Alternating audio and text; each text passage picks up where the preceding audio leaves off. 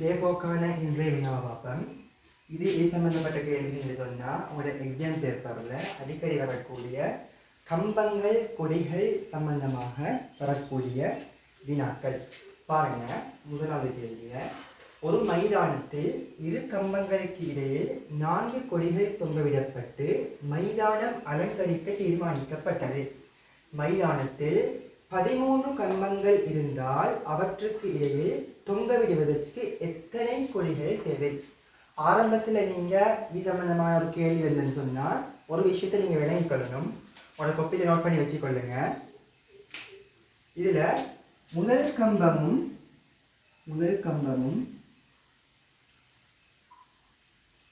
இறுதி கம்பமும்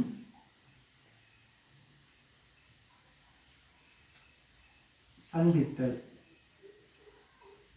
அடுத்தது முதல் கம்பமும் இறுதி கம்பமும் சந்திக்காவிட்டால்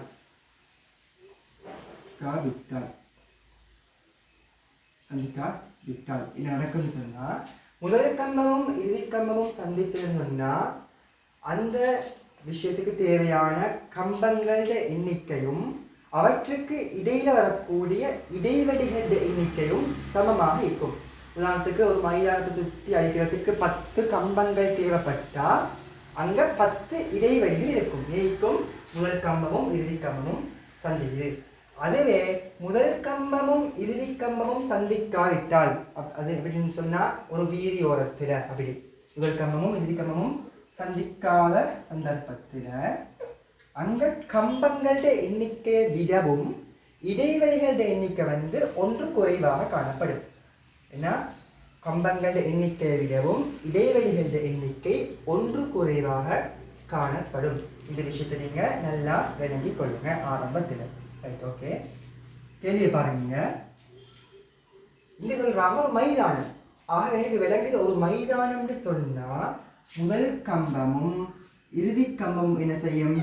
அப்படியே சந்திக்கும். அந்த ரவுண்ட்ல அப்படியே வரப்போல சந்திக்கும். அந்த சந்தர்ப்பத்தில் எனக்கு விளங்கணும், அங்க தேவையான கொடி கம்பங்களோட எண்ணிக்கையும் அவற்றுக்கு இடையில வரக்கூடிய இடைவெளிகளோட எண்ணிக்கையும் சமமாக இருக்கும். இங்க பாருங்க, கேள்வி சொல்றா, மைதானத்தில் 13 கம்பங்கள் இருந்தால் ஒரு இடைவெளியில 4 கொடிகள் என்று சொன்னா, கேள்வி அவற்றுக்கு இடையே தொங்க விடுவதற்கு எத்தனை கொடிகள் தேவை? ஆகவே ஒரு விஷயம் என்னது, கம்பங்களோட எண்ணிக்கையும் இடைவெளிகளோட எண்ணிக்கையும் இங்க சமன். ஏன் சமன்? முதல் கம்பமும் இறுதி கம்பமும் ஒரு ரவுண்ட்ல அப்படியே சந்திக்குது. ஆகவே கம்பங்கள் 13 சொன்னா இடைவெளிகளும் 13ஆக இருக்கும்.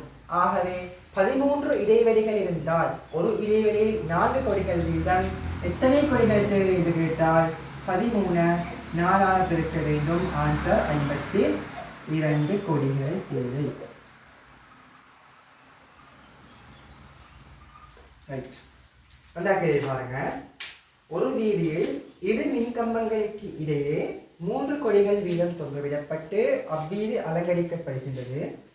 மின்கம்பங்களுக்கு இடையே தொங்கவிடப்பட்ட கொடிகள் 18 எனில் தேவைப்பட்ட மின்கம்பங்கள் எத்தனை?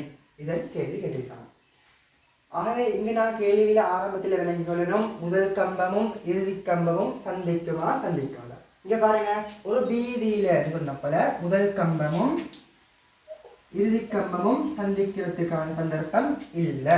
ஆகவே நம்ம விளங்கிக் கொள்ளணும், அங்க தேவையான கம்பங்களோட எண்ணிக்கையை விடவும் இடைவெளிகளோட எண்ணிக்கை ஒன்று குறைவாக காணப்படும். கம்பங்கள் எண்ணிக்கை விடவும் ஒன்று குறைவாக காணப்படும் விடயத்தை நம்ம ஆரம்பத்தில் விளங்கிக் கொள்ள வேண்டும். Right, okay. பாருங்க கேள்விய, இரு மின்கம்பங்களுக்கு இடையில 3 கொடிகளா? அப்படி 18 கொடிகளை அடிச்சுக்கிறாங்க அப்படின்னு சொல்லி 3 சொல்லி 18 கொடிகளை அடிச்சுக்கிறாங்க. கேள்வி எத்தனை மின்கம்பங்கள் தேவை அப்படின்னு சொன்னா நாங்க பார்க்கணும், இங்க எத்தனை இடைவெளிகள் வரும் ஆரம்பத்தில் பார்க்கணும்.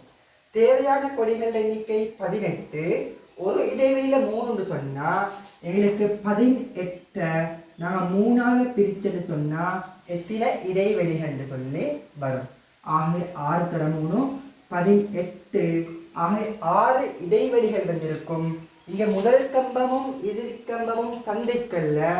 ஆகவே கொடிகளில கம்பங்கள எண்ணிக்கை விடவும் இடைவெளிகள எண்ணிக்கை வந்து ஒன்று குறைவாக காணப்படும். ஆக இடைவெளிகள எண்ணிக்கை 6 என்று சொன்னா கம்பங்கள எண்ணிக்கை வந்து ஒன்று கூடுதலாக இருக்கும். ஆகவே 7 மின் கம்பங்கள் சொல்லி எங்களுக்கு ஆன்சரை கொடுக்க இயலும்.